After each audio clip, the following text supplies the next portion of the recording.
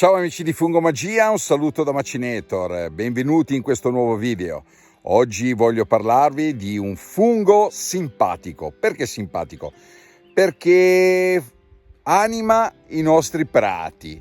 Parliamo di un fungo veramente bello, bianco, candido, che si vede proprio al centro del verde intenso dei nostri prati. Sembrano delle palle, quindi ci viene da giocare a pallone, ma no, siamo per funghi. Andiamo per Claviata utriformis.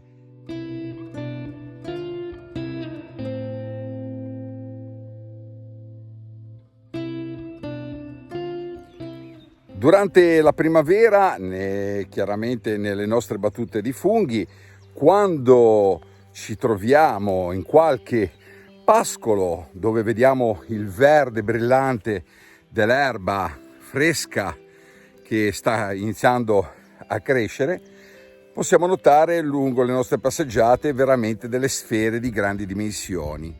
È una grande famiglia, le claviate fanno parte di una lunga serie di funghi e di certo sono funghi che non passano inosservati, uno per le loro dimensioni, due perché comunque sono funghi belli, bianchi, candidi che troviamo proprio nel bel verde di un prato, soprattutto quando andiamo su colline, nelle varie campagne dove possiamo trovare dei grandi pascoli, magari che siamo alla ricerca di Calocibe gambosa, ci possiamo imbattere in questo fungo fantastico. Consideriamo che esiste anche una specie che viene chiamata Claviata gigans, che è veramente un fungo dalle dimensioni enormi, può diventare veramente gigantesco, potrei osare dire come una lavatrice, tanto per dare una misura. Lycoperdon utriformis. Allora, il nome di questo fungo sta per lico, sta per lupo, perdon, scorreggia di lupo, e utriformis ne deriva praticamente a forma di utre. L'utre era un contenitore, una sacca ricavata della pelle animale che veniva utilizzata per vari scopi. Allora, la descrizione della nostra Claviata utriformis o Lycoperdon utriformis sono praticamente riconducibili al colore bianco, come vi ho detto prima. È di grande taglia rispetto ai suoi fratelli, fino a un diametro di 20 cm.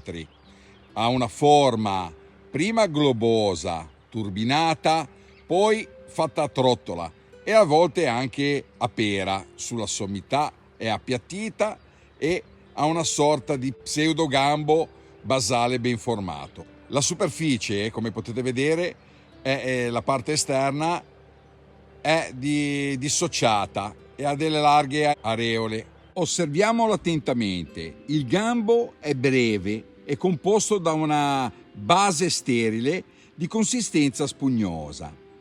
La carne è bianca da giovane, biancolatte, e poi giallo-verdasta per diventare bruno-olivastra, quindi poi ha un aspetto abbastanza bruttino all'interno la gleba quando invecchia, che quindi è a maturazione definitiva. Questa gleba prima è compatta e poi diventa pulverulenta. Perché questo? Perché all'interno ci sono le nostre spore che, aggiunte a maturazione, fanno una sorta, si spacca praticamente la superficie e fa questo fumo, e non è nient'altro che le nostre spore che si vanno a sparpagliare lungo il terreno per poi riprocreare altri nostri funghi, altre piante del fungo. Ricordiamoci che ha un odore molto gradevole, fungino, al palato potrebbe assomigliare alla cervella, non so se a molti piace questo alimento, ma sa di cervella in pratica, mentre quando invecchia ve ne accorgete subito, a parte che dal colore sicuramente non lo mangiate, sa di acido fenico, quindi assolutamente immangiabile. Ora vi lascio poi qua sotto una bella ricettina per poterlo ricreare. Dovete sapere che nell'antichità la polvere di questo fungo, quindi della polpa, veniva essiccata allo stadio giovanile e poi impastata veniva applicata come quella di altre varietà di questo genere, come antiemorragico, sì, avete sentito bene, e anche come antisettico. Questo utilizzo chiaramente dimostra come le persone all'epoca cercassero di sfruttare le proprietà benefiche dei funghi per scopi, medici e curativi. Quindi da qui capiamo l'importanza dei nostri funghi. Ricordiamoci che questo fungo fa parte dei funghi saprofiti, che quindi sono i nostri spazzini dei boschi, e fruttifica dalla tarda primavera fino all'inizio dell'autunno, nei prati e nei pascoli.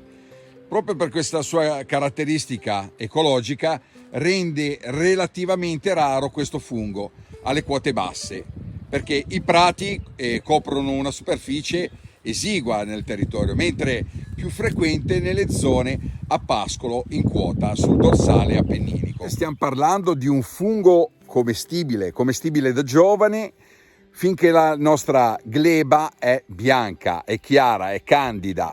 Mai consumarlo quando inizia a diventare panna, giallino, addirittura anche verde, ma verde è chiaro che nessuno si azzarda a consumarlo in quelle condizioni.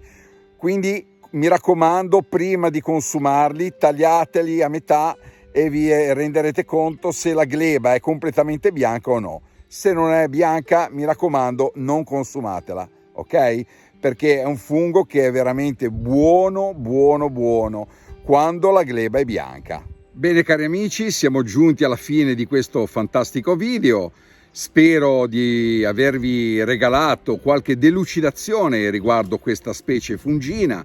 Ricordatevi che la nostra loffa, come la chiamiamo a Genova, è un fungo veramente buono da consumare. Quindi ricordiamoci che quando siamo nelle nostre battute fungine e lo troviamo, non scalciamolo, ma raccogliamolo e portiamocelo a casa, perché solo lì potrete gustarne il suo sapore veramente incredibile. Bene, io concludo questo video raccomandando a tutti quanti che, per chi non l'avesse ancora fatto, di iscriversi al canale. Mi raccomando, qui trovate un sacco di specie fungine che incontrate lungo le vostre battute di funghi, quindi perché non conoscerle? Mi raccomando, commentate se non avete ben chiaro qualcosa o qualcosa mi è sfuggito. Mi raccomando, commentate qua sotto, e se reputate che ne valga la pena, condividete su tutti i social, condividete questi video, mi raccomando, perché facciamo in questa maniera crescere un pochino il canale, ok? Vi abbraccio a tutti quanti, auguro a tutti quanti una buona stagione fungina. Ormai sto 2024 è partito alla grande. Come avete visto, vi ho già presentato alcuni funghi che ancora non avevate mai visto. Quindi che dire, un abbraccio a tutti dal mondo di Fungomagia. Ciao da Macinator.